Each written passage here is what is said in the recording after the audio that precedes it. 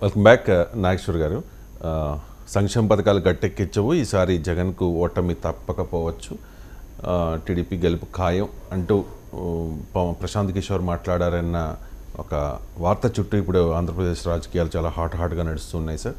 దీన్ని వైఎస్ఆర్ కాంగ్రెస్ పార్టీ ఎద్దేవా చేస్తోంది. చంద్రబాబు డైరెక్షన్లోనే పీకే ఎటువంటి వ్యాఖ్యలు చేస్తూ ఉన్నారంటూ ఒక్కొక్కరుగా ప్రశాంత్ కిషోర్ మీద విరుచుకుపడుతూ ఉన్నారు సార్.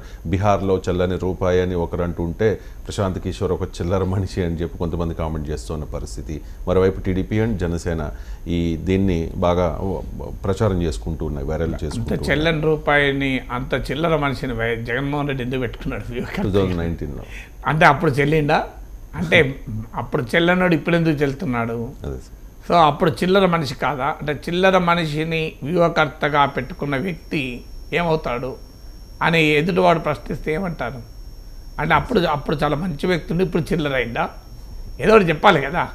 సో అంత తెలియదక్కవాడు ప్రశాంత్ కిషోర్ అని ఇప్పుడు అంటున్నారు.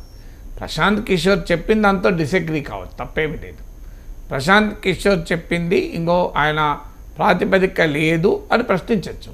కానీ ఆయన చెల్లని రూపాయి, మరి అలాంటి చెల్లని రూపాయల అవసరం ఎందుకు వచ్చింది 2019లో? సో జగన్మోహన్ రెడ్డి స్థాయి లాంటి నాయకుడు ఓ చెల్లని రూపాయల సలహాల మీద ఎందుకు రాజకీయం చేశాడు? సో అది మనకే తగులుతుందని ఎందుకు అనుకోరు రాజకీయ నాయకులు? ఆశ్చర్యం కాదు. సో మనం ఇలా తిడితే చెల్లని రూపాయి, చిల్లర రూపాయి, చిల్లర మనిషి, బీహార్లో ఫెయిల్ అయ్యాడు, మరి అలాంటి మీరు ఎందుకు వ్యూహకర్తగా పెట్టుకున్నారంటే ఆన్సర్ లేదు కదా. ఇప్పుడు ఆయన ఫౌండ్ చేసిన ఆయన ఏర్పాటు చేసిన ఐప్యాకే కదా ఇప్పటికీ వైసీపీకి పనిచేస్తున్నది. మరి ఆ చెల్లని రూపాయి పెట్టిన సంస్థ ఐప్యాక్ సలహాల మేరకు జగన్మోహన్ రెడ్డి క్యాండిడేట్లను డిసైడ్ చేస్తున్నాడు కదా. 2019 అభ్యర్థుల్ని ప్రశాంత్ కిషోర్ సలహా మేరకు డిసైడ్ చేసింది. అందువల్ల రాజకీయాల్లో విమర్శించవచ్చు, తమ నష్టం జరుగుతున్నప్పుడు విమర్శించే హక్కు వైసీపీకి ఉంది. ఎందుకంటే ప్రశాంత్ కిషోర్ ఒక వ్యూహకర్తగా, విశ్లేషకుడా దాటి ఒక రాజకీయ ప్రకటన చేశాడు. నా దగ్గర డేటా లేదు, నాకు ఫస్ట్ హ్యాండ్ ఎక్స్పీరియన్స్ ఏమీ లేదు, అయినా నా గట్ ఫీలింగు జగన్మోహన్ రెడ్డి భారీగా ఓడిపోతాడని ఎన్నికల ముందు ప్రకటన చేశాడు. ఇది ఖచ్చితంగా ప్రజలపైన ప్రశాంత్ కిషోర్కు ఉన్న ప్రొఫైల్ రీత్యా ప్రజలపైన ప్రభావం చూపే అవకాశం ఉంటుంది కనుక వైసీపీ నేతలకు కోపం రావడాన్ని నేను యాక్సెప్ట్ చేస్తాను. వాళ్ళు కౌంటర్ కూడా చేయొచ్చు. కౌంటర్ చేసేటప్పుడు హౌ ప్రశాంత్ కిషోర్ ఇది రాంగ్ అని కౌంటర్ చేస్తే లాభం అవుతుంది. అది వదిలేసి ప్రశాంత్ కిషోర్ వ్యక్తిగతంగా తిరిగితే ఎట్లా లాభం అవుతుందండి? ఇంకా ఒక రకంగా సెల్ఫ్ గోల్, వైసీపీ నేతలది సెల్ఫ్ గోల్. ఆయన చెల్లని రూపాయి, చిల్లర నాయకుడు అని కామెంట్ చేయడం ద్వారా ప్రశాంత్ కిషోర్కు సింపతి పెంచుతున్నారు తప్ప ఆయన చెప్పిన దాన్ని ఎలా తప్పో చెప్పగలగాలి.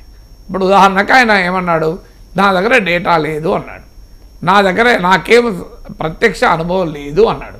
సో అడగాల్సింది ఏంటి వైసీపీ నేతలంటే, అయ్యా నీకు ప్రత్యక్ష అనుభవం లేదంటున్నావు, నువ్వు ఇప్పుడు పొలిటికల్ కన్సల్టెన్సీ ఫీల్డ్లో లేవంటున్నావు, నువ్వు బీహార్లో పాదయాత్ర చేస్తున్నావు, నీ దగ్గర డేటా లేదంటున్నావు, మరి ఎట్లా జగన్ ఓడిపోతుందని చెప్తున్నావు?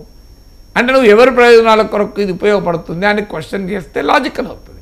అలా కాకైనా చెల్లని రూపాయితో నువ్వు సలహాలు తీసుకొని ఇప్పుడు చెల్లని రూపాయి చిల్లర నాయకుల వ్యూహకర్తగా పెట్టుకొని ఎన్నికలు గెలిచి అంటే అది ఈ గౌరవం పోదండి వైసీపీకి.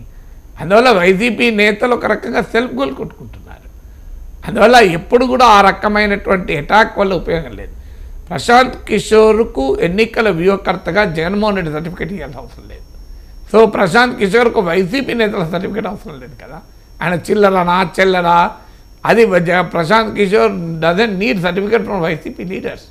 ఆయన చెల్లడా అనేది దేశమంతటా ఆయన పనిచేసి గెలిపించిన నేతలు ఉన్నారు కదా. సో అందువల్ల ఆయన నాయకుడిగా సక్సెస్ కాలేదు. అందువల్ల ప్రశాంత్ కిషోర్ను ప్రశ్నించడం అర్థం చేసుకోవచ్చు, తప్పు కూడా లేదు, వైసీపీ నష్టం వస్తుంది అనుకున్నప్పుడు. కానీ ఆయన వ్యక్తిత్వాన్ని ప్రశ్నిస్తూ ప్రశాంత్ కిషోర్ అనే పర్సన్ను అటాక్ చేస్తే అది ఇండైరెక్ట్గా జగన్కే తాకుతుంది. అది వైసీపీ నేతలు గుర్తించలేకపోతున్నారు. Right sir. చంద్రబాబు నాయుడు ఒకవేళ ముఖ్యమంత్రిగా ఉండి ఉంటే సంపద సృష్టించే వాళ్ళం, ప్రభుత్వ భవనాలను